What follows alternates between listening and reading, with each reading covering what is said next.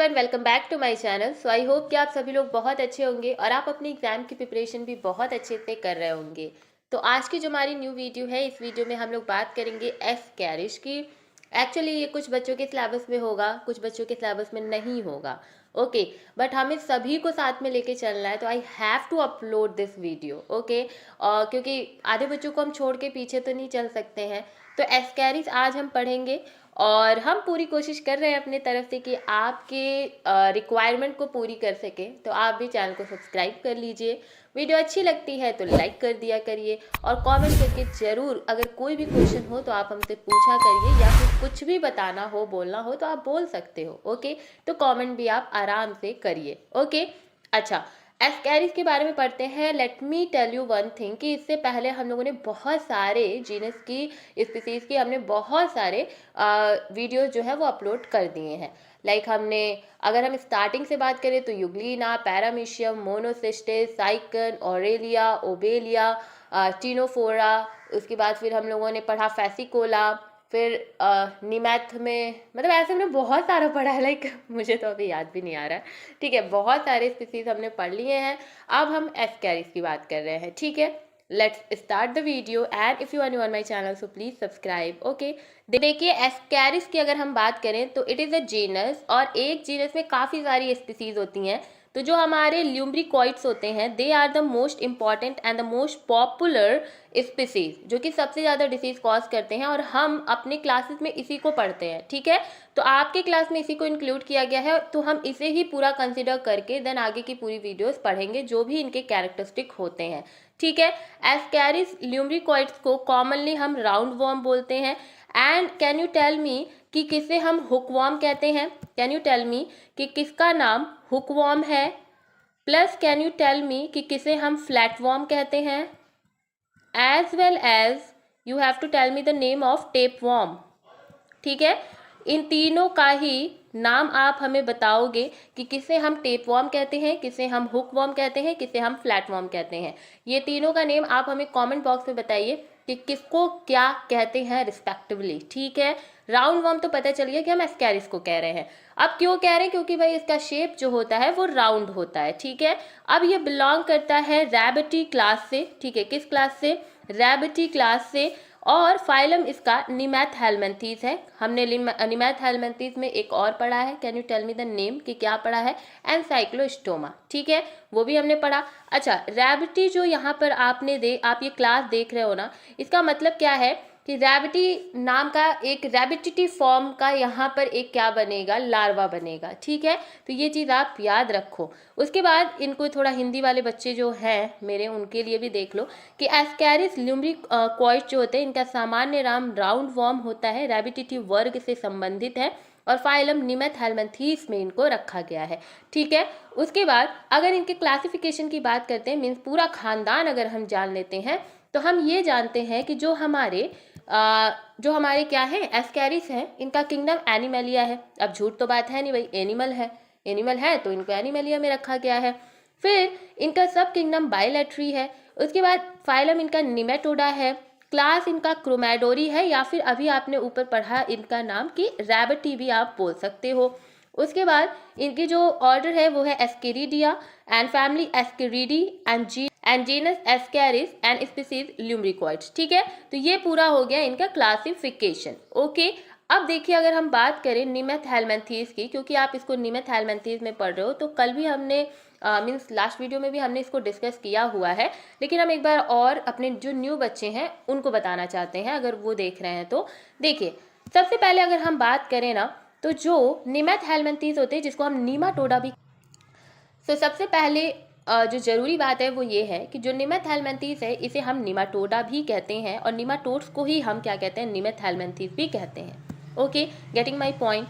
अब समझिए, they can be free living और दे कैन बी पैरासाइटिक। मतलब ये कि ये फ्री लिविंग मतलब कि स्वतंत्र जीवन भी जी सकते हैं, और ये पैरासाइटिक भी हो सकते हैं, मतलब कि ये परजीवी भी हो सकते हैं। एक होस्ट चाहिए इनको जिससे ये अपना न्यूट्रिशन लेंगे, प्लस उनको वो हार्म भी करेंगे। ठीक है, ये चीज़। पैरासाइटिक निमाटोड जो होते हैं वो डिसीज कॉज करते हैं होस्ट में। अभी हमने आपको बताया कि जो हमारे निमाटोड्स हैं वो अपना न्यूट्रिशन किसी होस्ट से लेते हैं, और वो क्या करते हैं? उसे हार्म करते हैं। तो हार्म किस रूप में करेंगे? डिसीज के रूप में करेंगे। ओके, फर्टिलाइजेशन जो होता है वो इंटरनल होता है एंड रिप्रोडक्शन जो होता है वो सेक्सुअल होता है।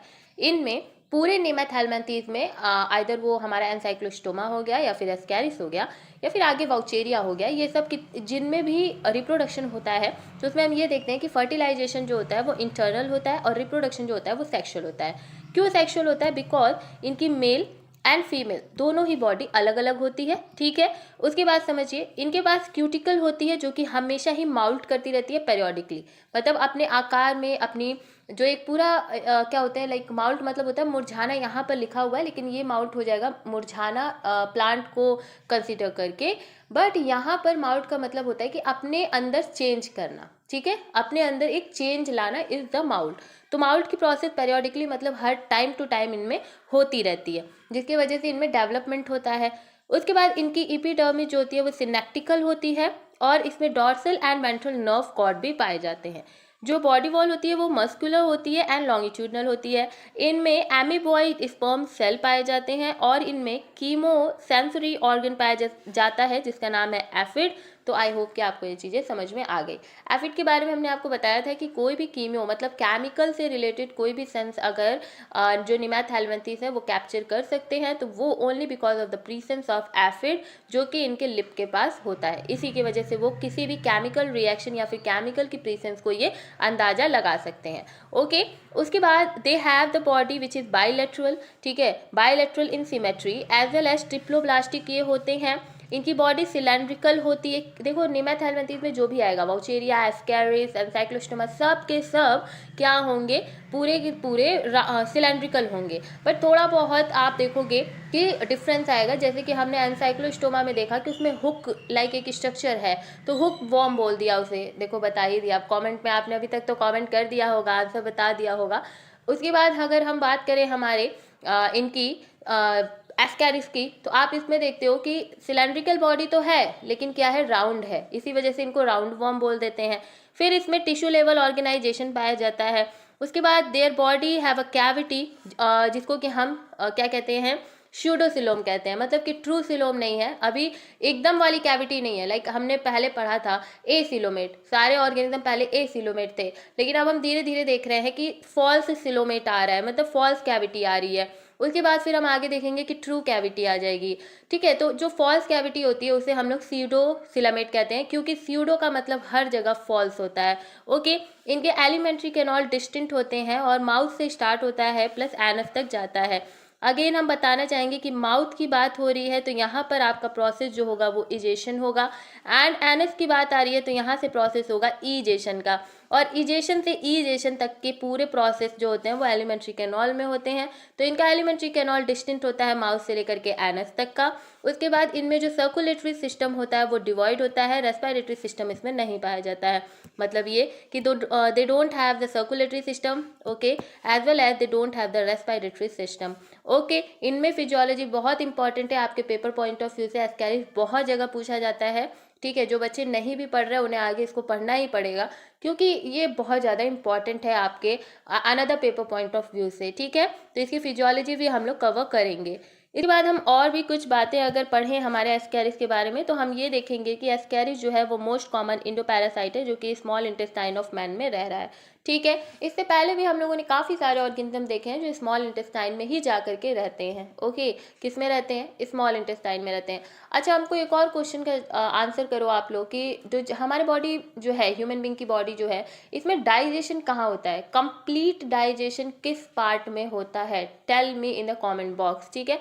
उसके बाद हम आगे वाली वीडियो में कुछ चीज़ डिस्कस करेंगे। तो कंप्लीट डाइजेशन आपको बताना है कि किस पार्ट में होता है ह्यूमन बींग में। तो come back to the topic again कि जो हमारा एस्कैरिस है उसको कॉमनली हम इंडो पैरासाइट बोलते हैं, क्योंकि इंडो मतलब होता है अंदर एंड पैरासाइट मतलब होता है कि एक होस्ट से न्यूट्रिशन लेना प्लस उसे हार्म करना। तो इंडो पैरासाइट होते हैं ये ह्यूमन की बॉडी में जाते हैं, स्मॉल इंटेस्टाइन में जाते हैं एंड वहाँ पर से ये क्या लेते हैं, न्यूट्रिशन लेते हैं एंड फिर उसे क्या करते हैं, हार्म करते हैं, ठीक है। एस्कैरिस जो है वो बहुत ज़्यादा कॉमन है चिल्ड्रंस में रेदर देन एडल्ट्स। एडल्ट्स में आप इसको बहुत ज़्यादा नहीं देखोगे, ठीक है, लेकिन वहीं तुलना अगर आप बच्चों से करोगे तो बच्चों में एस्कैरिस जो है वो बहुत ज़्यादा कॉमन है, और एस्केरियासिस जो बीमारी है वो आप बच्चों में सबसे ज़्यादा देखते हो। मोस्ट अगर इसकी पैथोजेनिक लार्वा की बात करें तो 4th स्टेज जो होती है हमारे क्या कहते हैं एस्कैरिस की लंग्स में, वो सबसे ज़्यादा यही जो लार्वा है वो क्या होती है, इन्फेक्शियस होती है, पैथोजेनिक होती है, जो कि लंग्स में पाए जाते हैं। ठीक है, एस्कैरिस का अधिकांश जनक, ठीक है, रोगजनक लार्वा फेफड़ों में चौथी अवस्था में होता है।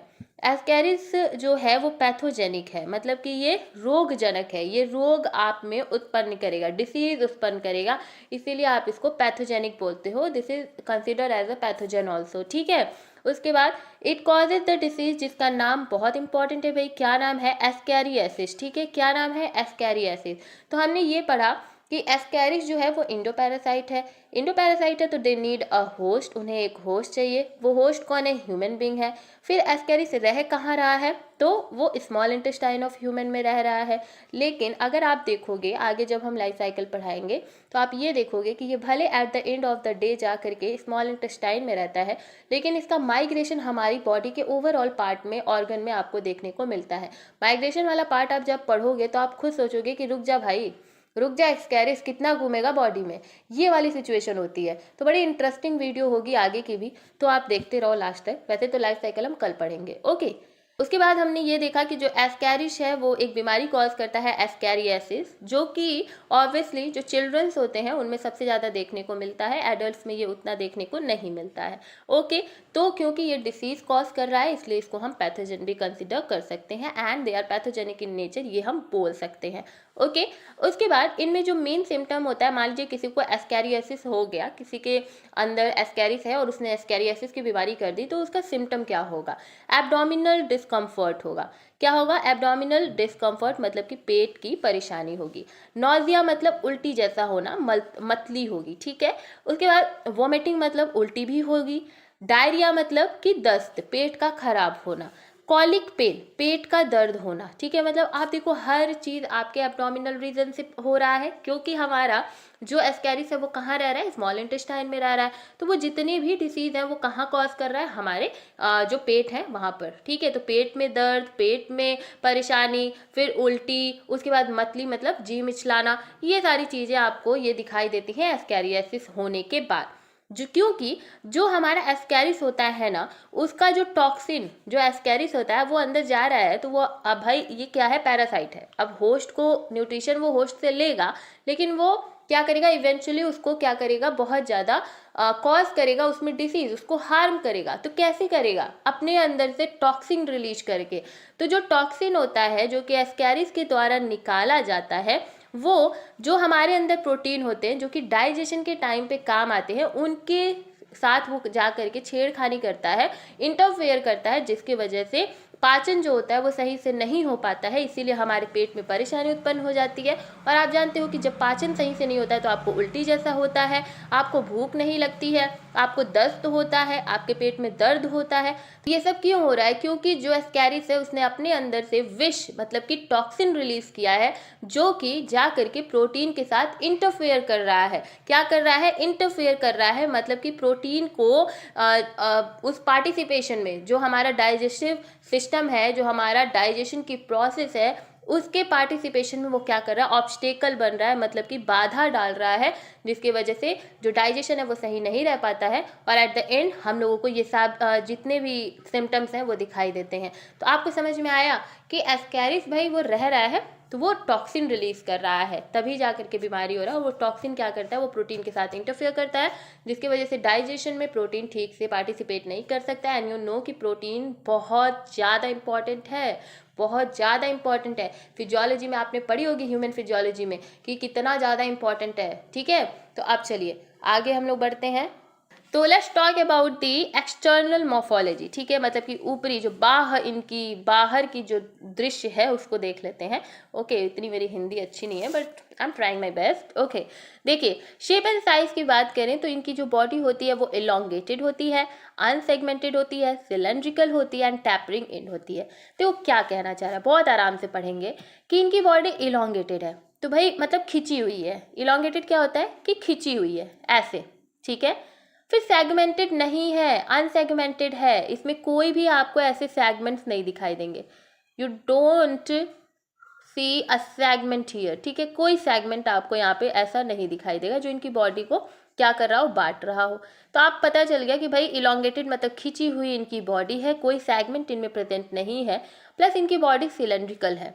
कैसी है? सिलेंड्रिकल है। देखो ये कुछ ऐसे सिलेंड्रिकल है, ये सिलेंड्रिकल है, plus tapering and. Tapering and क्या होती है? देखो एक होता है पॉइंटेड एंड जो कि कुछ ऐसा होता है, तो यहाँ पर आप देखते हो कि ये पॉइंट बना देता है, ये पॉइंट बना देता है, ठीक है। लेकिन एक क्या होता है टैपरिंग एंड, कुछ ऐसा होता है, सी ये पॉइंट नहीं बनाएगा, ये हल्का सा मुड़ करके चलाएगा, तो इस वाले पार्ट को हम लोग टैपरिंग एंड बोलते हैं। एकदम पॉइंटेड नुकीला एंड नहीं होता है इनका, इनका कैसा होता है? टैपरिंग होता है, थोड़ा सा सेमी सर्कल वाला इनका मामला है कि वो लास्ट में जाकर के थोड़ा सा सेमी सर्कल हो जाएंगे, टैपरिंग नहीं होंगे, ठीक है इनका, ठीक है। बॉडी अब देखो टैपरिंग यहाँ पे आपको हम दिखा भी रहे हैं, देख रहे हो ये कुछ ऐसे है, ये ऐसे नहीं है, ये कुछ ऐसे है, ठीक है, तो टेपरिंग इसको बोलते हैं। तो शरीर कैसा होता है भाई इनका? लंबा होता है, बात सही है। अखंडित होता है मतलब अनसेगमेंटेड होता है। बेलनाकार मतलब सिलेंड्रिकल होता है, ऑब्वियसली ये बेलनाकार नहीं है, देखो देखो तुम इधर से पकड़ लो, इधर से पकड़ लो और बेल लो, ऐसा बेलनाकार नहीं है। उसके बाद इनका जो सिरा होता है वो पतला होता है, ठीक है। उसके बाद अच्छा एक मिनट, यहीं पर हमने डायग्राम इंक्लूड किया है तो इसको बता दें। देखिए देखिए, एक है मेल एंड एक है फीमेल, ठीक है। Let me change the colour. देखिए एक है मेल एंड एक है फीमेल। अब देखो जो जो मेन है पहले उसको देख लेते हैं। देखिए मेल में भी माउथ है, सी दिस, मेल में भी माउथ है एकदम अपर साइड पे, हाँ है, फीमेल में भी है। एक्सक्रीटरी पोर है, हाँ है, फीमेल में भी है। लेटरल लाइंस है, हाँ है, फिर ये फीमेल में भी है। एनस है इसमें, फीमेल में। टेल है, और हमारे जो मेल है इनमें क्लोएकल एपरेचर है, पीनियल सीटी है एंड कर्व्ड टेल है। तो इनकी टेल देखो, इनकी टेल कर्व्ड दिखाई दे रही है क्या? मुड़ी हुई दिखाई दे रही है क्या? नहीं, लेकिन इनकी टेल मुड़ी हुई दिखाई दे रही है। तो आप हमको बता सकते हो कि इनमें क्या सेक्सुअल डायमॉर्फिज्म पाया जाएगा? कैन यू टेल मी कि इनमें सेक्सुअल डायमॉर्फिज्म इनमें पाया जाएगा? Can you tell me? अब जो पुराने बच्चे हैं मेरे जो हमसे पढ़े हैं, दे नो कि सेक्सुअल डायमॉर्फिज्म क्या होता है। अगर हमने दो ऑर्गेनिज्म रखा, male and female from the same species अगर हमने रखा, तो अगर हम मॉर्फोलॉजिकली बिना उन्हें छुए बस देखते हुए ही हम ये पहचान जाए कि कौन सा मेल है एंड कौन सा फीमेल है, तो हम कहते हैं कि इसमें सेक्सुअल डायमॉर्फिज्म की कैटेगरी है। यहाँ पे सेक्सुअल डायमॉर्फिज्म शो हो रहा है, दे आर सेक्सुअली डायमॉर्फिक। लेकिन अगर हम ना पहचान पाए उन्हें तो हम कहते हैं कि they don't have sexual dimorphic, ये इनमें है ही नहीं सेक्सुअल डायमॉर्फिज्म, ठीक है। तो क्या अगर हम आपके सामने एस्कैरिस के मेल एंड फीमेल को रख दें तो आप जान जाओगे कि कौन सा मेल एस्कैरिस है एंड कौन सा फीमेल एस्कैरिस है? तो obviously the answer is big yes, कि हाँ दीदी हम जान जाएंगे। कैसे जान जाओगे बच्चों बताओ? सबसे पहले आप ये देखोगे, सबसे पहला ही नज़र आपके पास ये जाएगा कि किसकी जो टेल है वो कर्व्ड है। अगर टेल कर्व्ड है तो वो मेल एस्कैरिस होगा, और अगर जो टेल है वो एकदम सीधी है, कर्व्ड नहीं है, मुड़ी हुई नहीं है, तो वो फीमेल है। तो प्रैक्टिकल में अगर आपके सामने ये रखा जाएगा तो आप पहचान जाओगे ना कि कौन सा मेल है एंड कौन सा फीमेल है। बहुत अच्छी बात है, पहचान जाओगे ना। इसी तरह से एंसाइक्लोस्टोमा का भी बताया था आपको, तो सब कुछ दिमाग में ले करके चलना। एंड डे टू डे हर संडे को आप ये चीज़ बनाओ कि आपको अपने नोट्स को रिवाइज करना है, ठीक है। रिवाइज करना है और बहुत अच्छे से रिवाइज करना है। Okay okay, let's move on the next slide. Mouth जो होता है मेल एंड फीमेल में, वो दोनों में ही टर्मिनल होता है। कैसा होता है? टर्मिनल होता है। फिर ट्राई रेडिएट होता है, this is the most important, कि ट्राई रेडिएट होता है क्योंकि ये तीन डेंटिकुलेट लिप से क्या होता है? सर्कुलेट होता है, मतलब सराउंडेड होता है, घिरा होता है, ठीक है। इनका मुंह क्या होता है? टर्मिनल होता है। त्रिकिरणीय होता है क्योंकि जो तीन दांत इनमें होते हैं, तीन दांतेदार होठ होते हैं। दांतेदार होठ मतलब कि होठ होंगे जिसमें दांत प्रेजेंट होंगे, इसीलिए ये दांतेदार होठ है। अब ऐसा होठ कहाँ मिलता है भाई? दांतेदार होठ जो होगा वो इनमें प्रेजेंट होगा। वन मीडियन होगा डॉर्सल एंड टू वेंट्रोलेटरल होगा। अब देखो इसको समझो, इनमें क्या हो गया? टर्मिनल हो गया, प्लस इनका जो माउथ होता है वो ट्राई रेडिएट होता है। क्यों ट्राई रेडिएट होता है? क्योंकि इनके पास तीन ठीक है, वेट यहाँ लिखते हैं। 3 इनके पास डेंटिकुलर लिप होते हैं, डेंटिकुलर लिप होते हैं। अब इस 3 में क्या होता है ना कि एक जो होता है वो मीडियन डॉर्सल होता है बीच में प्रेजेंट, एंड जो 2 होते हैं वो वेंट्रल लेटरल होता है। समझ गए? ये कुछ इनका ऐसा आप बना लेना अपने नोट्स में। ठीक है, ये माउथ के पार्ट की बात हो गई कि ट्राई रेडिएट होते हैं, प्लीज इसको अच्छे से एकदम याद कर लो।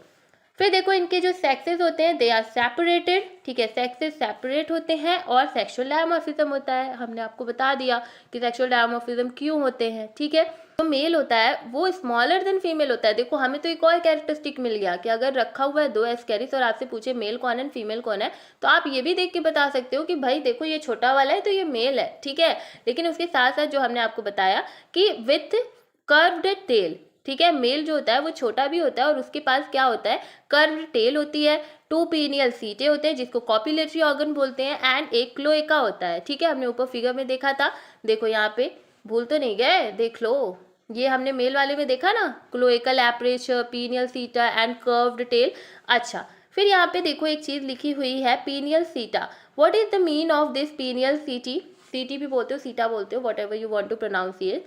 तो 2 पीनियल सीटी मतलब कि कॉपुलेटरी ऑर्गन। कॉपुलेटरी ऑर्गन क्या होते हैं, हमने पिछला भी टाइम डिस्कस किया था कि कॉपुलेटरी ऑर्गन मतलब ये कि मीटिंग के टाइम पे, ठीक है, जब एक मीटिंग की टाइम होगी तो कॉपुलेशन की टाइम होगी तो जो मेल होगा वो फीमेल से जुड़ने के लिए, ठीक है, फीमेल से जुड़ने के लिए यूज करते हैं स्पीनियल सीटी का। ठीक है, किसका? फीनियल सीटी का यूज करते हैं जो मेल होते हैं वो, कि वो जा करके फीमेल के साथ जुड़ जाए और तभी मीटिंग होती है, एंड देन आगे फर्टिलाइजेशन की प्रोसेस होती है। ठीक है, अब देखो ये क्वेश्चन आपसे हमने इस बार जो बनाए हैं नोट्स, ये जो स्लाइड, उसमें हमने हर जगह क्वेश्चन लिखा हुआ है कि कौन सा क्वेश्चन कब पूछा गया था।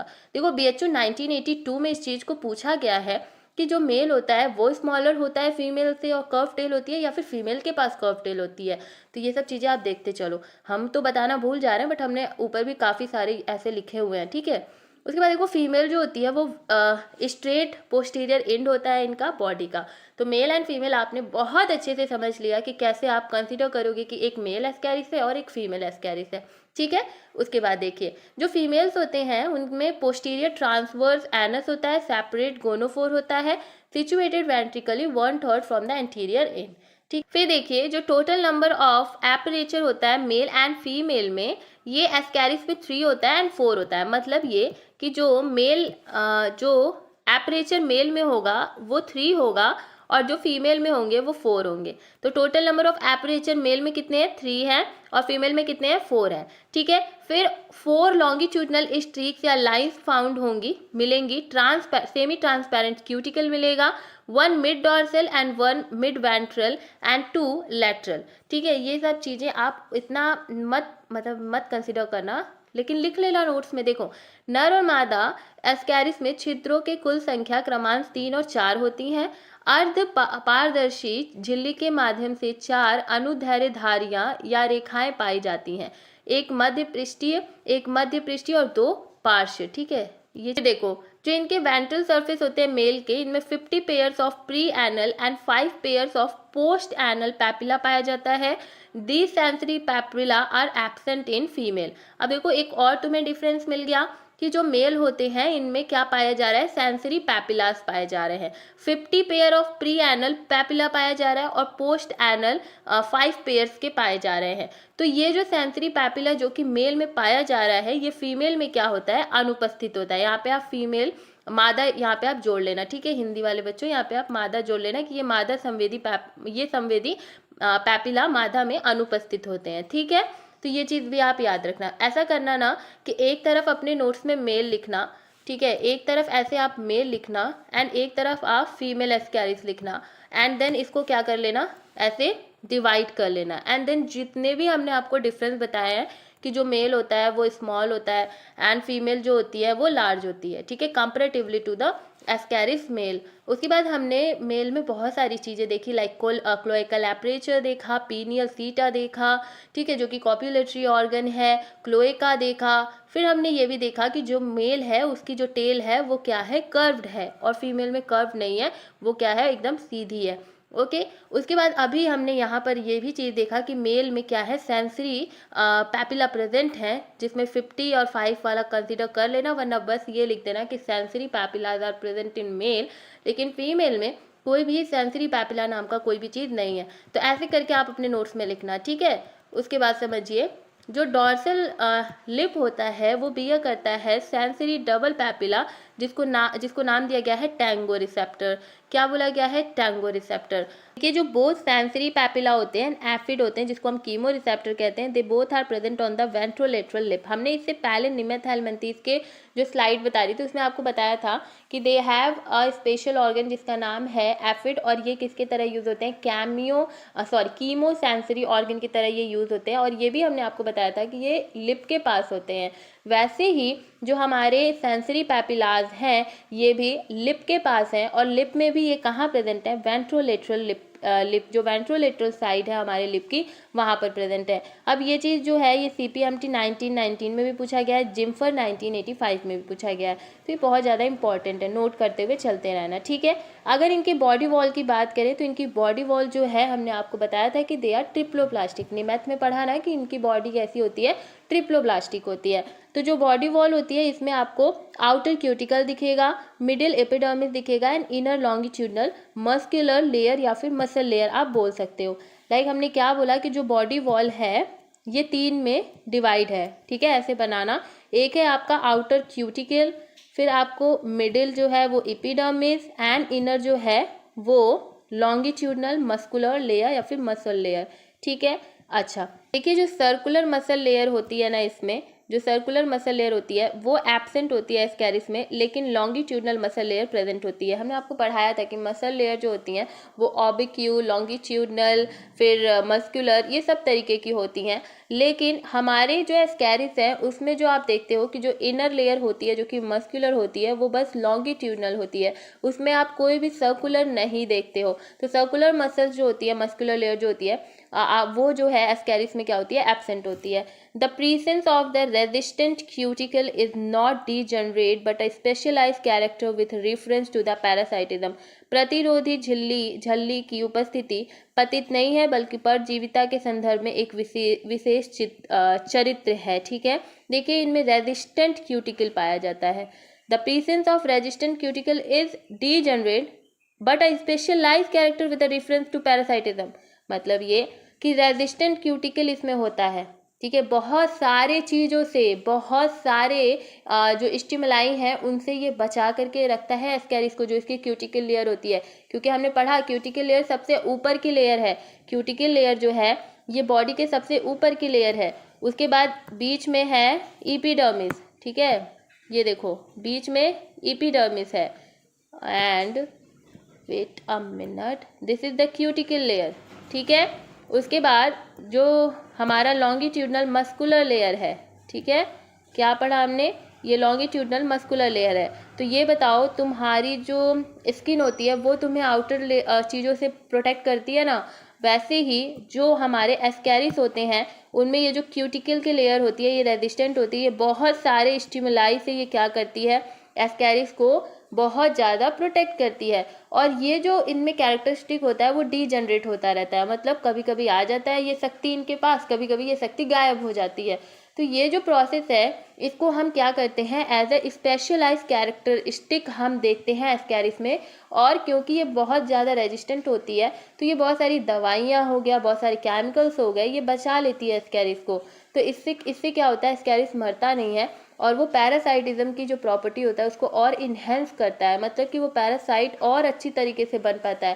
लाइक आप इसको ये ले सकते हो ना कि इनके पास एक शक्ति आ जाती है कि भाई अब तो हमें कोई नहीं मार सकता है, तो उस शक्ति का उपयोग करके ये और भी दानव रूप ले लेते हैं और ये क्या करते हैं? और पैरासाइट और होस्ट को ये बर्बाद करते हैं। तो ये चीज़ आप याद रखना। Okay, let's move on our next line. उसके बाद देखिए, जो एपिडर्मिस होती है एस्कैरिस की, ये हमने देखिए आउटर लेयर की बात कर ली क्यूटिकल की, ठीक है। आप देखिए एपिडर्मिस जो होती है, अब हम मिडिल लेयर की बात करेंगे, वो सिनेप्टिकल होती है जिसमें स्कैटर्ड न्यूक्लियाई प्रेजेंट होते हैं एंड कोई भी पार्टीशन वॉल इसमें नहीं पाया जाता है। ठीक है, मतलब कि ये सीनोसाइट होते हैं, दे हैव स्कैटर्ड न्यूक्लियाई, मतलब बिखरे हुए न्यूक्लियस प्रेजेंट होते हैं और इनमें कोई भी विभाजन की दीवारें नहीं होती हैं। आपको ये चीज़ याद रखना है। एंड आप देख लो कि ये लाइन कितनी इंपॉर्टेंट है कि ये CPMT 1986, 88, 19, BHU 1994, PCS 1997 पूछा गया है कि जो एस्कैरिस की एपिडर्मिस होती है वो कैसी होती है, सिनेप्टिकल होती है, एसिनेप्टिकल होती है, नन ऑफ द अबव कैसी होती है। तो आपको याद रखना है कि सिनेप्टिकल होती है। सिनेप्टिकल मतलब सीनोसाइट, मतलब कि जो न्यूक्लियस होगा वो बहुत ज़्यादा स्कैटर्ड, फैले हुए रूप में पाया जाएगा हमारे एपिडर्मिस में। ठीक है, मतलब कि मिडिल लेयर में। क्यूटिकल की और बात करें तो क्यूटिकल जो होती है वो थिक होती है और 4 लेयर्ड होती है। ठीक है, क्यूटिकल कैसी होती है, 4 लेयर्ड होती है। सिक्रीट किए जाती है अंडरलाइंग एपिडर्मिस से, मतलब जो बीच वाली होगी एपिडर्मिस उसी से ये सिक्रीट की जाएगी अपर वाली लेयर जो कि है क्यूटिकल। क्यूटिकल प्रोटेक्ट करती है बॉडी को ऑफ द पैरासाइट, मतलब Ascaris, from the mechanical injury. Mechanical injury से ये बताओ इसको प्रोटेक्ट करती है। फिर रेजिस्टेंट होता है to the action of digestive enzyme. अब हमने आपको बताया था कि डाइजेस्टिव एंजाइम जो होते हैं, जो प्रोटीन्स होते हैं, वे इन्हीं के साथ इंटरफेयर करते हैं। सोचो कि इनके जो क्यूटिकल होते हैं ये इनको कितना प्रोटेक्शन देते हैं कि हम लोग के अंदर HCl प्रेजेंट है, हाइड्रोक्लोरिक एसिड प्रेजेंट है हमारे पेट के अंदर, बहुत सारे डाइजेस्टिव एंजाइम प्रेजेंट हैं, लेकिन तो भी ये जो एस्कैरिस है वो बच करके निकल जाता है और स्मॉल इंटेस्टाइन में चला जाता है। कैसे? क्योंकि because of the presence of the cuticle. Cuticle इनको बहुत ज़्यादा सपोर्ट करता है। बहुत सारे मैकेनिकल इंजीनियरी, अब हमारी बॉडी में इधर उधर लड़ते हुए जा रहे हैं तो कहीं तो चोट लग जाएगी, तो उस मैकेनिकल इंजरी से बचाता है।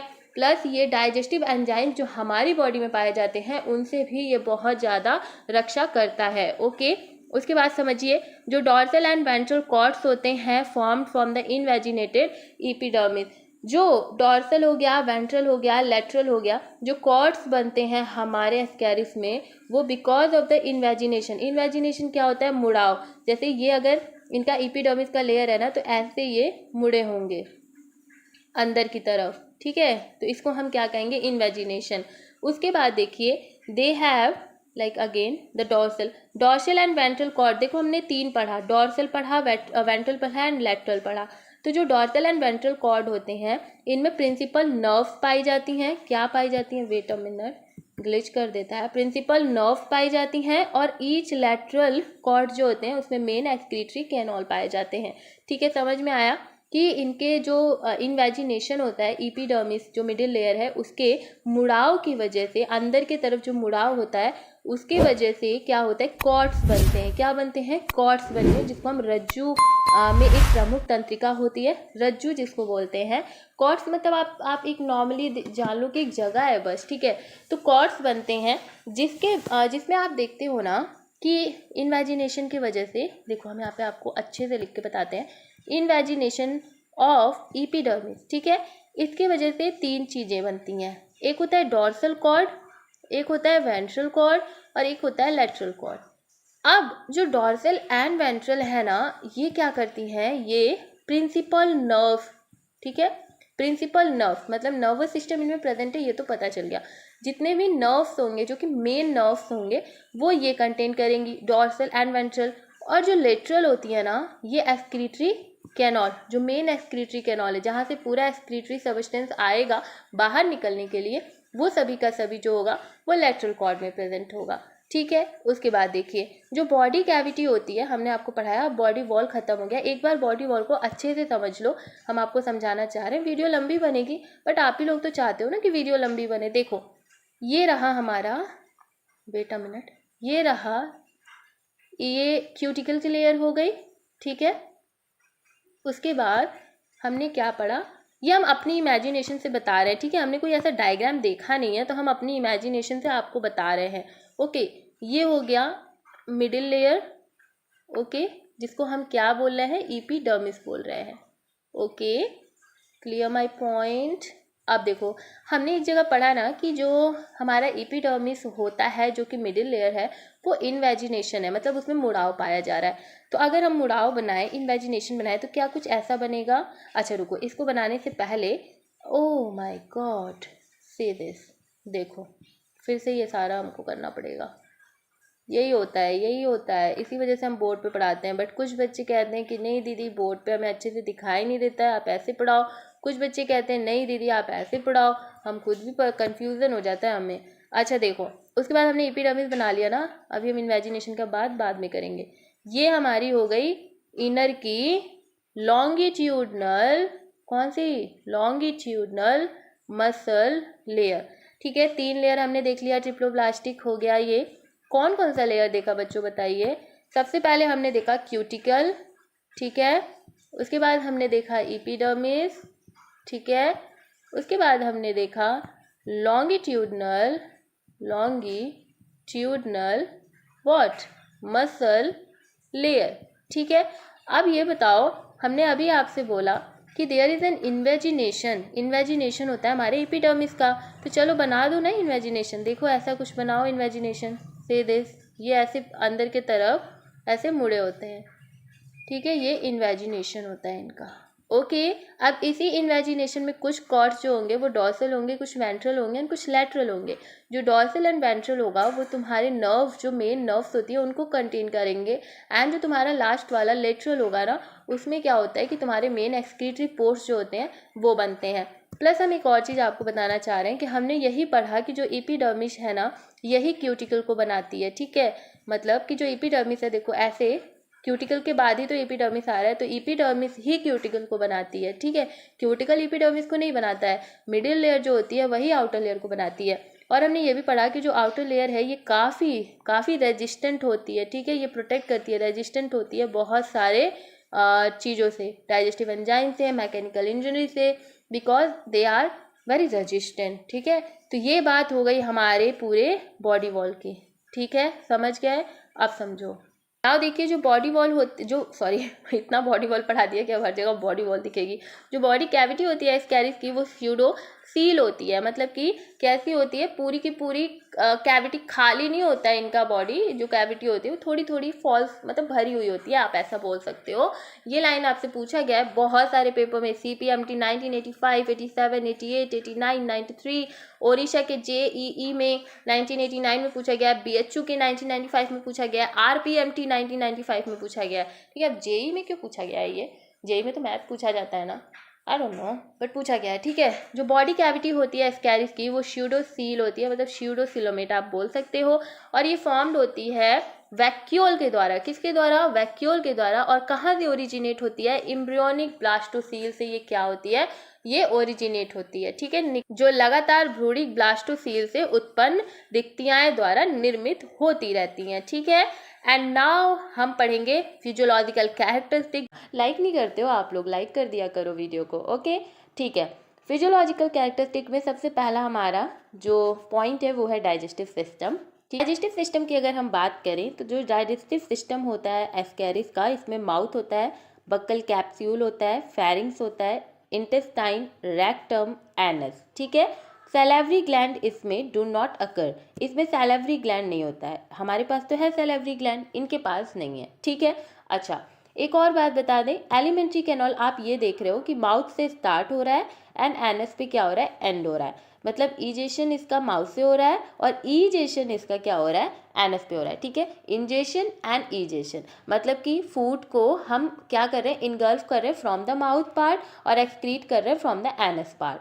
बीच में आपके बकल कैविटी आप देख लेते हो, ठीक है, कैप्सूल जिसको बोल रहे हैं यहाँ पे, फेरिंक्स देखते हो, इंटेस्टाइन देखते हो एंड रेक्टम देखते हो, ठीक है। डाइजेशन इसमें मेनली एक्स्ट्रा सेलुलर होता है, मतलब बाहिर कोशिकाएं, इनमें पाचन मुख्य रूप से कैसा होता है, बाहिर कोशिकाएं होता है, ठीक है, एक्स्ट्रा सेलुलर होता है। उसके बाद देखिए जनरली इसमें पाया क्या जाता है ना कि जो जनरली ये फीड किस पे करते हैं, pre digested food present in the host intestine. हमने आपको ये बताया है कि जो एस्कैरिस होता है ना, ये कैसा होता है, इंडो पैरासाइट, ठीक है, ये क्या है, इंडो पैरासाइट है। तो ऑब्वियसली अगर ये इंडो पैरासाइट है तो ये किसी होस्ट को चाहेगा उसकी बॉडी में रहने के लिए, ठीक है। पैरासाइट मतलब क्या होता है, एक ऐसा ऑर्गेनिज्म जो किसी और की बॉडी में रह रहा है, उससे पूरा का पूरा न्यूट्रिशन ले रहा है एंड देन उसको हार्म भी कर रहा है। इंडो मतलब क्या है कि अंदर रह रहा है, ठीक है, बॉडी के अंदर रह रहा है। जैसे जो लाइस है, क्या वो हमारी बॉडी के एकदम अंदर रह रही है? नहीं, जुएं जो होते हैं वो सर के ऊपर रहते हैं, लेकिन एस्कैरिस हो गया, फेसिकोला हो गया, ये सब बॉडी के अंदर रहते हैं। तो ये कैसे कहलाते हैं? इंडो पैरासाइट कहलाते हैं। अब ये पैरासाइट अपना फूड कैसे लेंगे? कॉमन सी बात है भाई, इनको कुछ नहीं करना है, ये तो महाराजे की तरह बैठे रहेंगे। जो आपने फूड खाया है, जो आपकी बॉडी ने उसको एब्जॉर्ब किया है, एसिमिलेट किया है, इवन जो डाइजेस्ट कर दिया है, प्री डाइजेस्टेड है, इसको कुछ भी मतलब नहीं है, बस इसको इनगल्फ कर लेना। मतलब एक होता है ना कि बस खा लेना है, अपने अंदर उसको जाके डाइजेशन की प्रोसेस भी कुछ नहीं करवानी है उसको, क्योंकि ऑलरेडी हमने जो खाना खाया है वो डाइजेस्टेड हो चुका है, वो प्री डाइजेस्टेड बन चुका है इनके लिए, ठीक है। तो ये आराम से महाराजा की तरह बैठे रहते हैं और ये क्या करते हैं, अपना जितना भी फूड हमारी बॉडी में डाइजेस्ट हो चुका है ना, उसको ये क्या कर लेते हैं, हमसे एब्जॉर्ब कर लेते हैं, ठीक है। तो ये क्या करते हैं, जो फूड होता है वो, इनकी जो फीडिंग होती है वो किस पे होती है? जो हमारा प्री डाइजेस्टेड फूड होता है उस पे ये क्या करते हैं, अपनी फीडिंग करते हैं, मतलब वहाँ से वो खाना खाते हैं, जो आमतौर पर मेजबान की आंत में मौजूद पूर्व पचे भोजन पर निर्भर करता है। इनका रिजर्व फूड मटेरियल क्या होता है? ग्लाइकोजन होता है। This is the most important thing, आपको याद रखना है।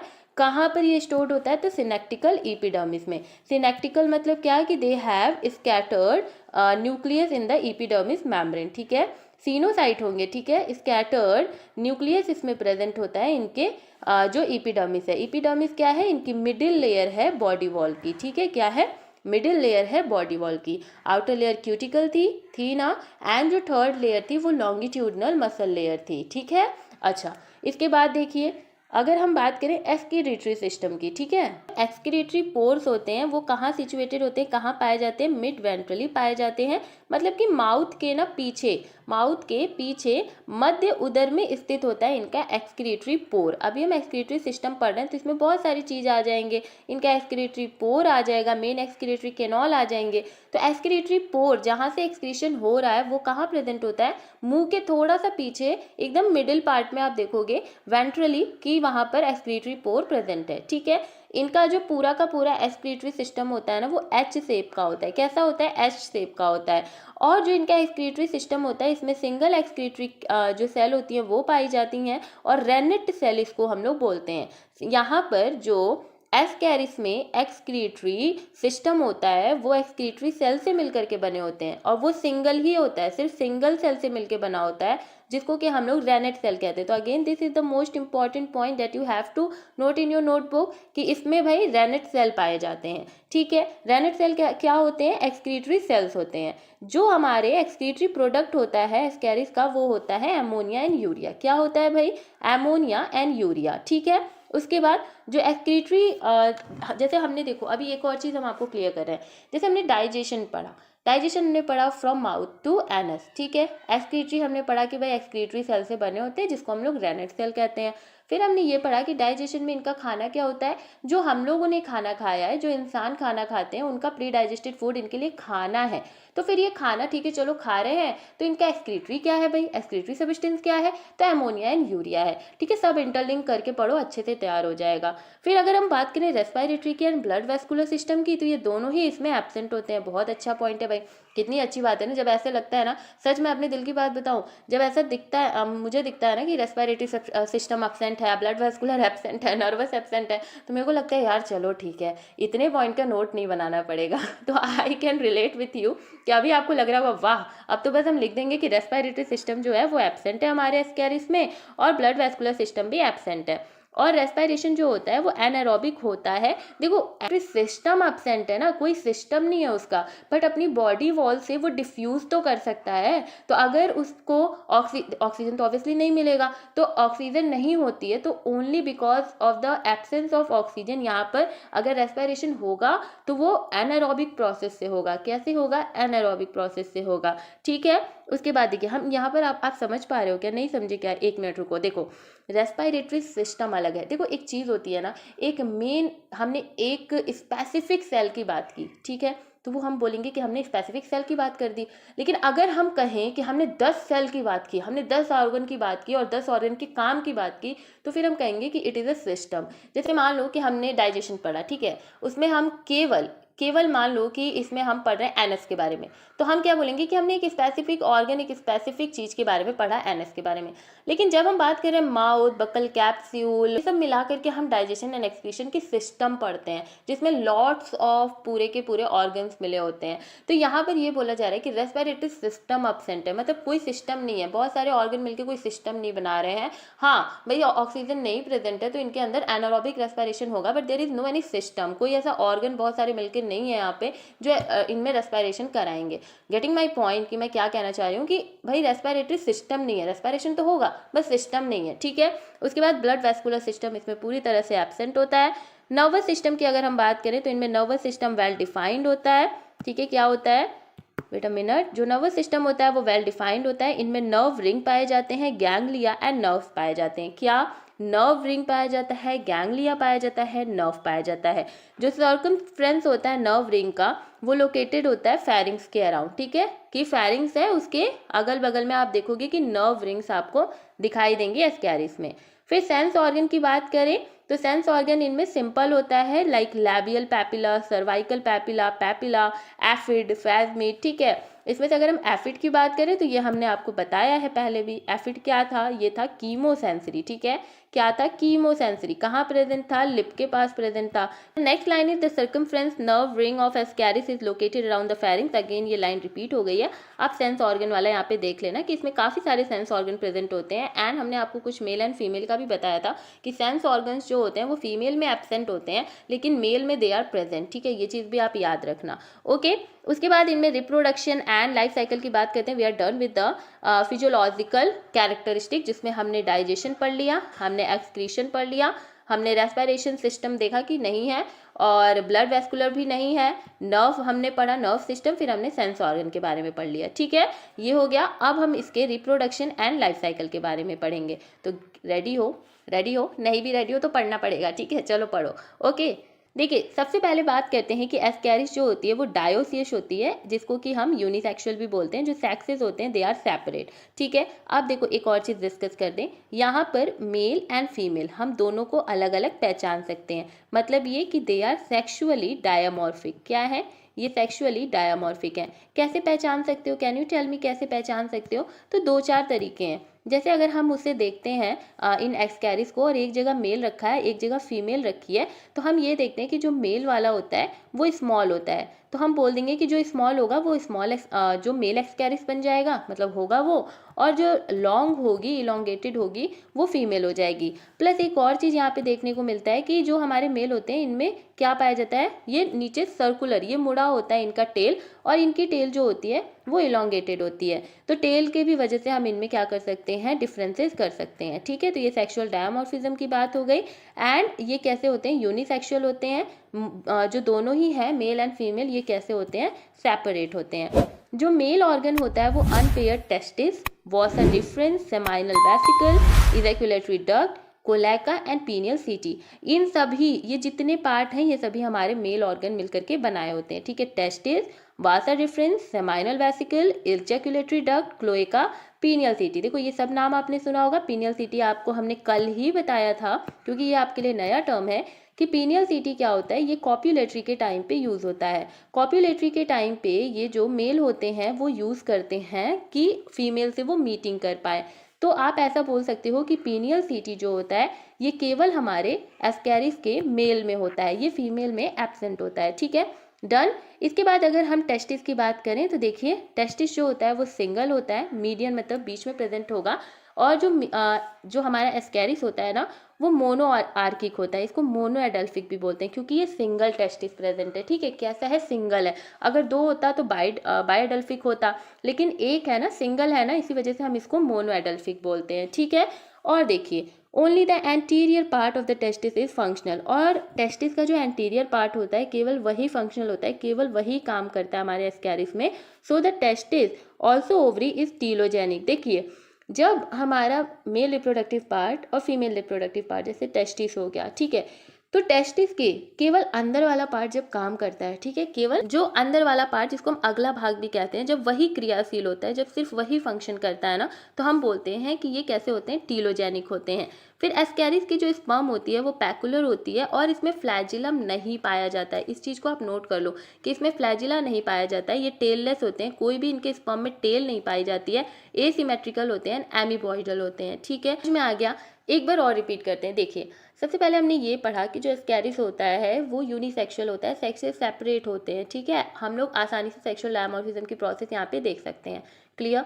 फिर देखिए, जो मेल होता है एंड फीमेल होते हैं, दे बोथ आर डिफरेंट, ठीक है। मेल में टेस्टिस पाया जाता है, बहुत सारे डिफरेंस भी है, मतलब बहुत सारे ऑर्गन्स हैं, पार्ट्स हैं जो पाए जा रहे हैं, बहुत सारे पार्ट्स पाए जा रहे हैं, जैसे कि हमारे टेस्टिस हो गया, बहुत सा डिफरेंस है, minor vesicle, cloaca plus pineal city. Pineal city जो है वो सिर्फ मेल में पाया जाएगा, क्लोएका भी मेल में ही पाया जाएगा।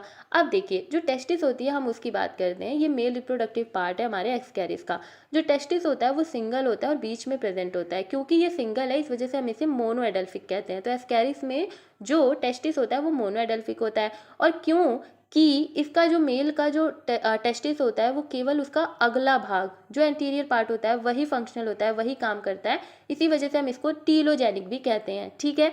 उसके बाद जो इनका स्पर्म होता है, अब टेस्टिस से भाई स्पर्म ही निकलेगा, तो स्पर्म जो प्रोड्यूस होता है उसको हम देखते हैं कि ये पैकुलर होते हैं और इसमें कोई भी फ्लैजिला नहीं पाया जाता है, ये टेललेस होते हैं, कोई भी टेल नहीं होती है, पूंछ नहीं होती है इनके पास कि ये भाग दौड़ के ओवा के पास चले जाएं, ऐसा कुछ नहीं होता है।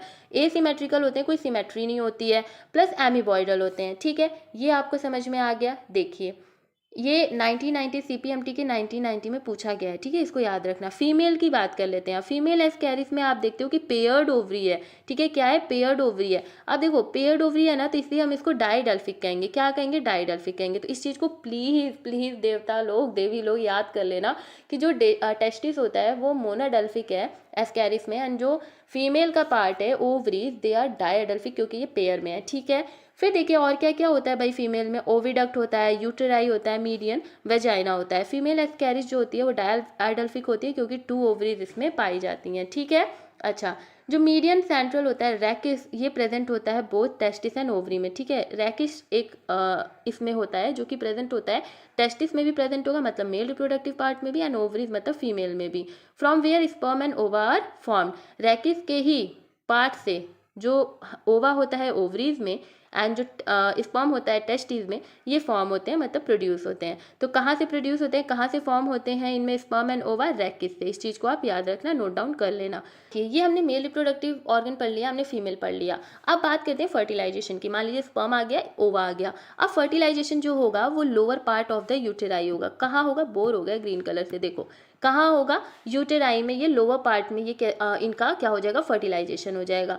जो नंबर ऑफ एग्स हैं फीमेल एस्कैरिस के द्वारा हर दिन 2 lakh about 2 lakh female Ascaris जो नंबर ऑफ एग्स हैं वो ले करती हैं, मतलब जन्म देती हैं। फर्टिलाइज एग जो होता है एस्कैरिस का वो pass out from the body of the host to the faecal matter. और अगर आपकी बॉडी में स्मॉल इंटेस्टाइन है, मेल भी है फीमेल भी है, एग भी निकल गया, तो जो एग होता है ये आपकी बॉडी से थ्रू द फीकल मैटर, ठीक है, जो आप एक्सक्रीट करते हो, जो आपका मल होता है उसके बाहर ये क्या होते हैं, उसके द्वारा ये बाहर निकल जाते हैं, इनके जो फर्टिलाइज एग होते हैं। देखिए एस्कैरिस को मोनोजेनेटिक कहते हैं क्योंकि इनके पास कोई भी इंटरमीडिएट होस्ट नहीं है, इनका केवल एक ही होस्ट है जो कि इनमें क्या है, ह्यूमन बींग। केवल ये इसी में जा करके अपना डेवलपमेंट करते हैं। Okay, let me ask you a question. अगर एस्कैरिस मोनोजेनेटिक है तो can you tell me the name and the example you can say of digenetic. Digenetic example दे सकते हो क्या आप लोग, दे देना, ठीक है। कमेंट बॉक्स में जरा बताना कि अभी तक आपने कितने डाइजेनेटिक ऑर्गेनिज्म पढ़ लिए हो, हमसे कितना पढ़े हो, ठीक है। तो ये आपको पता चल गया कि एस्कैरिस मोनोजेनेटिक है, कोई भी इनका बीच का कोई भी होस्ट नहीं है, ये केवल ह्यूमन बींग पे रहते हैं इन द इंटेस्टाइन, ठीक है। अच्छा, उसके बाद देखिए जो एग होता है वो मैमिलिएटेड होता है। एग की बात हमने की थी ना कि फर्टिलाइज इनमें यूटेराई में होगा, ठीक है, फर्टिलाइज एग। अब एग की बात करते हैं। एग जो होता है वो मैमिलिएटेड होता है, ओवल शेप का होता है, 3 प्रोटेक्टिव कवरिंग इसमें पाई जाती है, ठीक है। चलिए बनाते हैं भाई, मज़ा आता है ना फिगर बनाने में। देखो ये एग है, ओके। सबसे पहले इसमें आउटर प्रोटीन लेयर पाई जाएगी, ठीक है। देखिए 1 मिनट, एक्साइटमेंट में कुछ गंदा सा ही बना दिया था हमने। ये देखो, दिस इज वॉट, हम एकदम ना ये जैसा कह रहा है हम वैसे ही बनाते चलेंगे, ठीक है। देखिए ये हो गई इनकी आउटर प्रोटीन की लेयर, ठीक है भाई, बन गया ना। अच्छा, उसके बाद है इनमें मिडिल काइटिनेशियस सेल। क्या है भाई? काइटिनेशियस सेल है, तो हम चलिए ब्लू से बनाते हैं। ये हो गई इनकी काइटिनेशियस सेल, ठीक है। देन इनमें इनर मेम्ब्रेन होती है जो कि ग्लाइकोसाइड स्टेरिफाइड, मतलब एस्टर प्रेजेंट होगा। एस्टर ग्रुप आप जानते हो, नहीं जानते हो तो प्लीज सर्च करना, ठीक है। एस्टर जो होता है वो प्रेजेंट होता है, एस्टेरिफाइड ग्लाइकोसाइड्स इसमें प्रेजेंट होते हैं। क्या प्रेजेंट होते हैं? ये हो गया एस्टेरिफाइड ग्लाइकोसाइड। तो 3 लेयर आप यहाँ पर देख रहे हो, ठीक है। अब प्रोटीन वाला लेयर कहेगा कि मेरे से क्या दुश्मनी है जो हमें इतना पतला बना दिया। देखो, तो इन्हें भी मोटा कर देते हैं, देख लो भाई, ठीक है। ये भी हो गया। तो हमने 3 लेयर देख ली। क्या क्या देखी भाई? चलिए हमारे साथ बोलिए। आपने देखी आउटर लेयर। आउटर लेयर किसकी है? प्रोटीन की बनी हुई है, ठीक है। मिडिल लेयर किसकी है भाई? काइटिनेशियस सेल है, मतलब काइटिन की बनी हुई है, ठीक है। उसके बाद जो इनर लेयर है वो है स्टेरिफाइड ग्लाइकोसाइड, जो कि ग्लाइकोसाइड से बनी हुई है, ठीक है।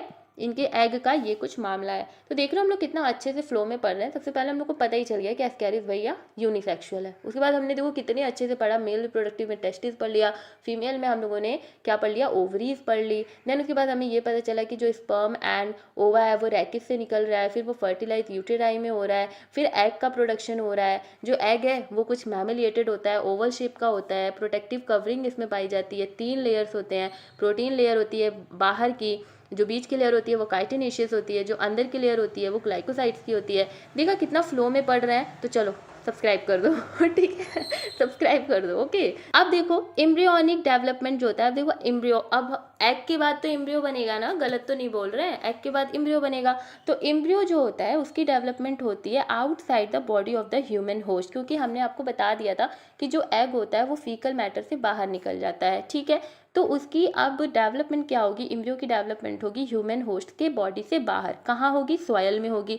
अब आपको ये चीज़ नोट डाउन करना है कि हमने बोला कि इनका कोई इंटरमीडिएट होस्ट नहीं होता है। तो अगर ये फीकल मैटर में बाहर निकल रहे हैं तो अब सॉयल में ही इनकी ग्रोथ होगी। अब ये किसी और की बॉडी में नहीं उड़ करके जाएंगे, इस चीज़ को क्लियर रखना। इनका बस एक ही होस्ट है जो कि है ह्यूमन बींग, ठीक है।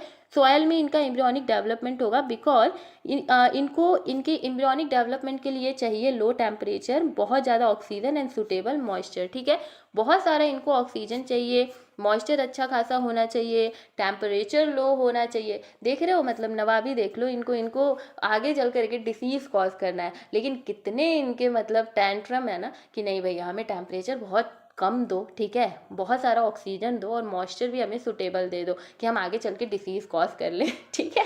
तो मतलब ये हंसी आ रही है पढ़ के। इन्फेक्टिव स्टेज जो होती है, एग जो इन्फेक्टिव एग्स जो होते हैं एस्कैरिस के, वो 6 ईयर तक वायबल हो सकते हैं, मतलब कि एस्कैरिस के संक्रामक अंडे 6 महीने तक जीवित रह सकते हैं। 6 महीने तक, मतलब अगर ये पड़े रह गए सॉइल में तो ये जीवित रह सकते हैं, ये मरेंगे नहीं 6 महीने तक, ठीक है।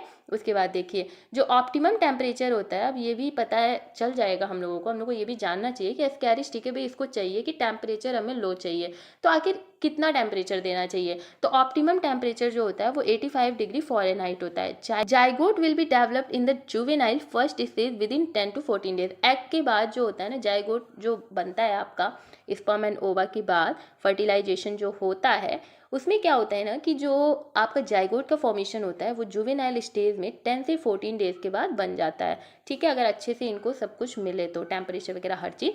फिर जो जाइगोट होता है वो डेवलप होता है जुवेनाइल स्टेज में 10 से 14 डेज में। एंड ये चीज़ हो गया ख़त्म। अच्छा ठीक है, आई थिंक ये ख़त्म हो रहा है। अब ये देखो जो लार्वा होता है इनका, अब जाइगोट के बाद इनका एक लार्वा बनेगा जिसका नाम है रैबिटिफॉर्म। क्या नाम है? रैबिटिफॉर्म। इसको हमने आपको पढ़ाया था, डेट्स वाई ये जो क्लास है वो रैबिटिफॉर्म में आते हैं, क्योंकि इनके पास रैबिटिफॉर्म का लार्वा बनता है for its close resemblance with the rhabditis, ठीक है। ये जो लार्वा होता है ये फर्स्ट स्टेज होता है और ये इन्फेक्टिव नहीं होता है, ये बेचारा कोई काम का नहीं है, ठीक है, ये इन्फेक्टिव नहीं है। It rest for a week, ये कुछ हफ्तों के लिए रेस्ट करता है, अपनी फर्स्ट माउल्ट को कंप्लीट करता है विद इन एग, एंड ये रैबिटिफॉर्म जो सेकेंड स्टेज है उसमें क्या करते हैं, ये कन्वर्ट हो जाते हैं, मतलब कि बदल जाते हैं, ठीक है। अब बदलने के बाद क्या होता है, जो ट्रांसमिशन होता है इन्फेक्टिव स्टेज का एम्ब्रियोनिक एग से, ये टेक प्लेस करता है फूड एंड वाटर से, ठीक है। मतलब देखो, मतलब क्या है ना कि जो हमारा जाइगोट था वो एग के अंदर था, ठीक है। अब एग के अंदर जो जाइगोट है वो रैबिडिटी फॉर्म लार्वा में कन्वर्ट हो रहा है, ठीक है, क्योंकि रैबिडिट्स जो होता है वो क्लोज रिजेम्बलेंस है, ऑर्गेनिज्म रैबिडिट्स है उसके साथ क्लोज रिजेम्बलेंस दिखाते हैं इनके लार्वा, इसीलिए इसको रैबिडिटी फॉर्म लार्वा कहते हैं। ये जो लार्वा होते हैं ये फर्स्ट स्टेज पे होते हैं तो ये इन्फेक्टिव नहीं होते हैं, लेकिन कुछ दिन जब ये रेस्ट कर लेते हैं और अपनी फर्स्ट माउल्टिंग एग के अंदर ख़त्म कर लेते हैं, मतलब अपना शेप साइज हर चीज़ जब बदल लेते हैं, ठीक है, तो उसके बाद ये सेकेंड स्टेज के रैबिडिटी फॉर्म लार्वा बन जाते हैं। और ये जो स्टेज है ये बहुत ज़्यादा इन्फेक्शियस होती है। अब ये इन्फेक्शियस स्टेज क्या करती है कि इसका ट्रांसमिशन होता है गंदे पानी और वाटर से। एक मिनट, पानी और वाटर मतलब देखो, फूड एंड वाटर, ठीक है, मतलब कि पानी और जो खाना होता है इसका, जो कोई किसी ने गंदा खाना या पानी पी लिया जो कि सॉयल, उस सॉयल से कॉन्टेमिनेटेड है, जिस सॉयल में रैबिडिटी फॉर्म है एस्कैरिस का, तो ऑब्वियसली उसकी बॉडी में फिर से क्या होगा, एस्कैरिस चला जाएगा। Getting my point. तो ये जब कॉन्टेमिनेटेड फूड एंड वाटर कोई खाता है तो उसमें एस्कैरिस ऑब्वियसली पहले से होता है, उसका रैबिडिटी फॉर्म लार्वा, तो वो फिर बॉडी में चला जाता है, ठीक है। अब देखिए जो एम्ब्रियोनेटेड एग होता है वो पासिस इनटू द, फिर से वो मैन के इंटेस्टाइन में आ गया, सेकेंड स्टेज लार्वा हैच कर जाता है और फिर आपके जो intestinal wall and make the way to the sub mucosal blood capillary. अब यहाँ से समझो बहुत अच्छे से, जो एम्ब्रियोनोटिड सेल होता है ना वो इंटेस्टाइन में पास किया जाता है, मतलब वहाँ जाता है, ठीक है, अंडा मनुष्य के आंत में चला जाता है, फिर अंडे से दूसरे चरण का लार्वा निकलता है, ठीक है। पहले क्या होता है, अंडा आपने इनगल्फ किया, आपने खाया पिया जो भी, तो फिर उसमें से क्या हो गया, जो एम्ब्रियोनोटिड एग है वो आपकी बॉडी में गया इंटेस्टाइन में, ठीक है, फिर वहाँ पर जा करके सेकेंड लार्वा जो है वो हैच कर जाता है, बाहर निकल जाता है। फिर देखिए जो सेकेंड लार्वा है वो bore through the intestinal wall and make the way to the sub mucosal blood capillary.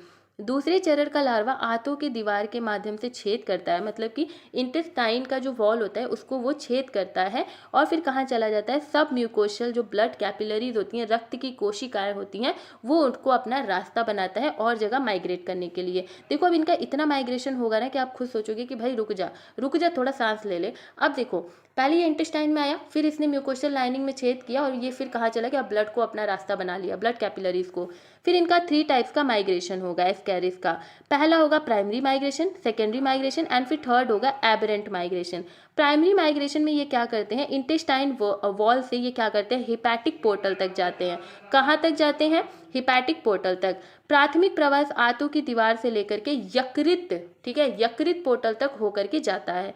देखो ये लाइन समझ में आई ना कि प्राइमरी माइग्रेशन जो होगा वो पहला जो माइग्रेशन होगा वो इंटेस्टाइनल वॉल से हिपैटिक पोर्टल तक जाएगा। मतलब ये कि पहले वो लीवर में जाएगा, फिर हिपैटिक वेन, देखिए हिपैटिक में जाएगा, हिपैटिक वेन, देन फिर वो हार्ट में जाएगा, फिर पल्मोनरी आर्टरी एंड देन उसके बाद वो लंग्स में चला जाएगा।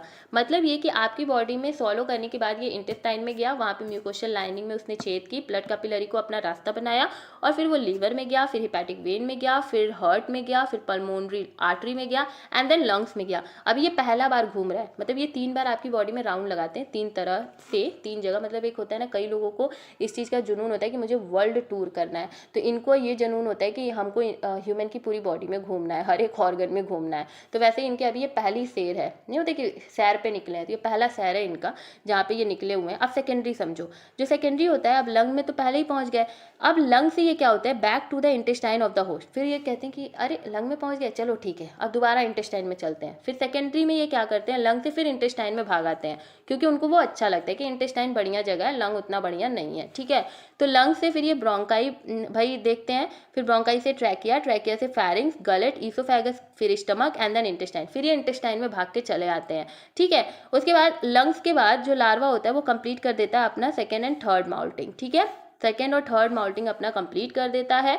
उसके बाद जो स्मॉल इंटेस्टाइन में in the small intestine it complete fourth और फाइनल माउल्टिंग। स्मॉल इंटेस्टाइन में जब वो जाता है ना लंग के पास, फिर लंग से जब भाग के स्मॉल इंटेस्टाइन में आता है कि नहीं नहीं ये जगह ठीक है, ये मेरे रहने लायक है, तो वहीं पर ये अपना फोर्थ और फाइनल माउल्टिंग करता है, अपना जो भी चेंजेस वगैरह होता है, डेवलपमेंट वगैरह होता है वो करता है और अपनी 5th स्टेज ऑफ लार्वा में पहुंच जाता है। जो ड्यूरेशन होता है इनके घूमने फिरने का, वॉन्डरिंग जर्नी का, मतलब कि आराम से भटकना, जो एक यात्रा होती है इनकी भटकना, ठीक है, वो यात्रा इनकी कंप्लीट होती है इंटेस्टाइन से लेकर के इंटेस्टाइन तक अबाउट 3 वीक, ठीक है। 3 हफ्ते तक ये इंटेस्टाइन से स्टार्ट करते हैं, फिर लंग्स में आते हैं, फिर लंग्स से फिर इंटेस्टाइन में जाते हैं। तो मतलब कि इंटेस्टाइन से इंटेस्टाइन तक इनकी जो यात्रा होती है वो 3 हफ्तों में खत्म हो जाती है, ठीक है। ये चीज़ आपको समझ में आया। देखो ये बहुत बढ़िया चार्ट है, बहुत बढ़िया चार्ट है, इसको आप देखो, ठीक है। समझिए इसमें देखिए होता क्या है कि एडल्ट है, एडल्ट ने फीमेल एंड मेल, आप देख रहे हो फीमेल जो है वो ओवा रिलीज करेगी, मेल जो है वो स्पर्म प्रोड्यूस करेंगे, दोनों फर्टिलाइज एग होगा, मतलब फर्टिलाइजेशन होगा, फर्टिलाइज एग बनेगा,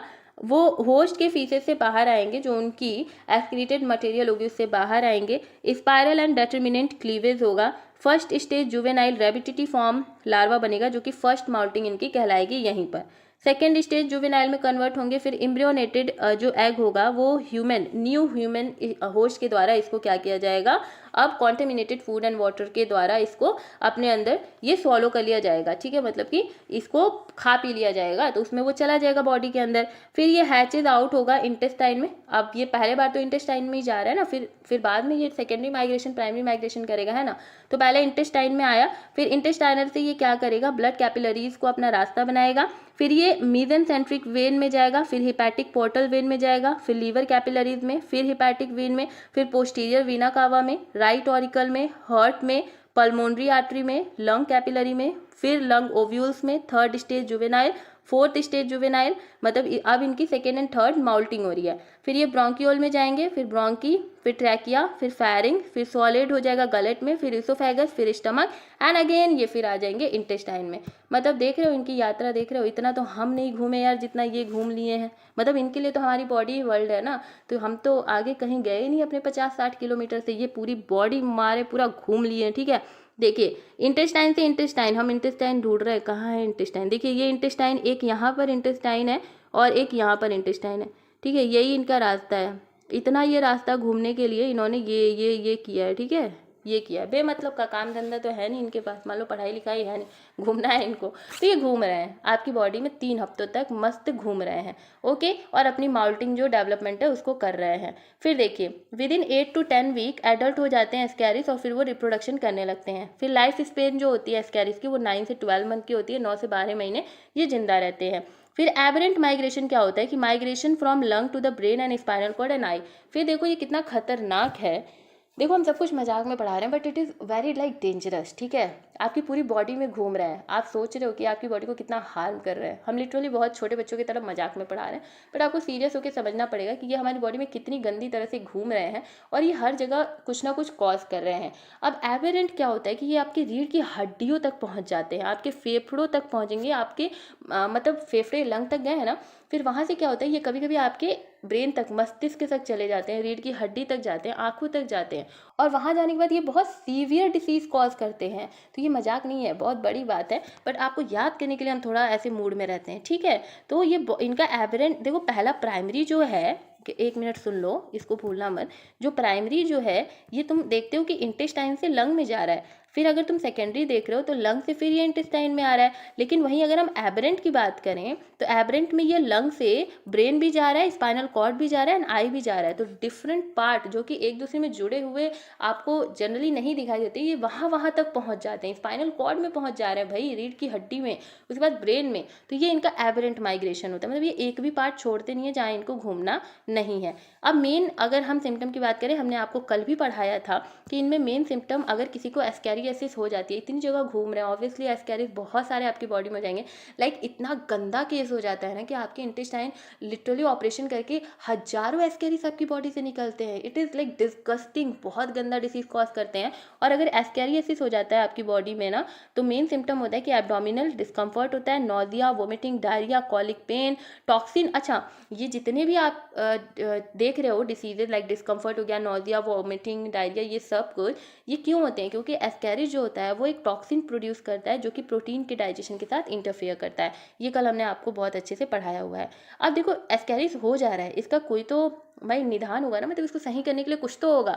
तो एस्कैरियासिस जो है उसको ट्रीट किया जा सकता है एंटी हेलमिन्थ से, क्योंकि ये हेलमिन्थ है तो इनको मारने के लिए हमें एंटी हेलमिन्थ लेके आना पड़ेगा, मोर्चा खड़ा करना पड़ेगा, एंटी, ठीक है, एकदम मोर्चा खड़ा करना पड़ेगा। और मोर्चा खड़ा करने के लिए हम दवाइयाँ लेकर के आ सकते हैं। तो दवाइयाँ के लिए हम ये यूज़ करते हैं कि कुछ ड्रग्स यूज़ कर लेते हैं हम, जैसे कि इनमें देखिए ऑयल ऑफ चिनोपोडियम, सेंटोनिन, एंटीपर, टेट्राक्लोरोइथाइलिन, एल्कोबार, डिकैरिज, फिर डाई इथाइल कार्बोमेजिन। ठीक है, ये सभी नाम हैं जो एस्केरियासिस की बीमारी के लिए ठीक किए जा सकते हैं। मतलब एस्केरियासिस जो बीमारी है उसको ये ठीक कर देंगे। तो ये कुछ बीमारी थी। ठीक है, तो thank you, that's all about the today's video. I hope कि कोई स्लाइड छूटी नहीं है। आई थिंक कि हमने कुछ चीज़ें आपको नहीं बताई है अभी तक। थैंक यू कैसे बोल दिया, वेट, हाँ ये देख लो, ये एक आप ना ये चीज़ का भी स्क्रीनशॉट कर लेना। ठीक है, कि जो नॉर्मल आप 4 स्टेज में अगर इसको देखना चाहो, वैसे तो बहुत बड़ी स्टेज है अगर आप पूरा माइग्रेशन लेके चलो तो, लेकिन नॉर्मली अगर देखना चाहो तो इजेशन हो जाता है, इंजेशन होता है एस्कैरिस के एग का from the faeces through the contaminated food and water. ठीक है, फिर लार्वा जो होता है वो ब्रेक होता है एल्वेलाई में ट्रैवल। ये सब मतलब एक 4 स्टेज में अगर आपको अपनी कॉपी में लिखना हो ना, तो आप इसका स्क्रीनशॉट करो और इसको लिख लेना, क्योंकि पूरा माइग्रेशन लिखने बैठोगे ना तो तुम्हें पीएचडी नहीं करनी है अभी। ठीक है, तो आराम से बैठ करके बस उतना माइग्रेशन वाला जो पार्ट है उसको बस हमने समझाया है ना, तो उसको समझना है कि इंटेस्टाइन से भैया लंग में गए, लंग से इंटेस्टाइन में आए, फिर इंटेस्टाइन से मतलब वहीं पे अपना जो भी ये इन्होंने जो भी कार्यक्रम है वो किया। ठीक है, उसके बाद फिर एवरेंट में आप देखो कि स्पाइनल कॉर्ड आई और इस जगह पे गए। ठीक है, अनएक्सेप्शनल जगह पे गए। तो अगर 4 लाइन में लिखना है तो मतलब 4 पॉइंट में, तो इस चीज़ को आप स्क्रीनशॉट कर लो। ठीक है, इसको लिख लेना। And the diagram is here, जो कि वही छोटे बच्चों वाला डायग्राम है, कुछ है नहीं। ठीक है, माउथ से स्मॉल इंटेस्टाइन, फिर लंग, फिर स्टमक, फिर नॉन इन्फेक्शियस स्टेज, एंड यही सब है। तो ये सब चीज़ें आपके लिए अब इतने बड़े लेवल का पढ़ा दिए तो ये आपके कुछ काम का नहीं है, बट या इसको हम टेलीग्राम चैनल पे आपके लिए भेज देंगे। ठीक है, ये भी भेज देंगे जिससे आप कॉपी में अपने आराम से बना लेना। ठीक है, अब पूरी तरह से जो वीडियो है वो ख़त्म होती है। And thank you for watching the video. और चैनल पर न्यू होंगे तो चैनल को सब्सक्राइब जरूर करिएगा, क्योंकि ये हमें बहुत मोटिवेट करता है। इतनी अच्छी अच्छी स्लाइड बनाने के लिए ना 5 से 6 घंटे लगते हैं, और आपको 5 से 6 सेकेंड नहीं लगेंगे सब्सक्राइब और लाइक करने में, तो बड़ी मेहनत लगती है। तो थोड़ी सी कदर कर लो। ओके, चलो मिलते हैं नेक्स्ट वीडियो में। तब तक के लिए हंसते रहिए, मुस्कुराते रहिए, सब्सक्राइब करते रहिए, शेयर करते रहिए। Bye bye, take care, be happy, bye.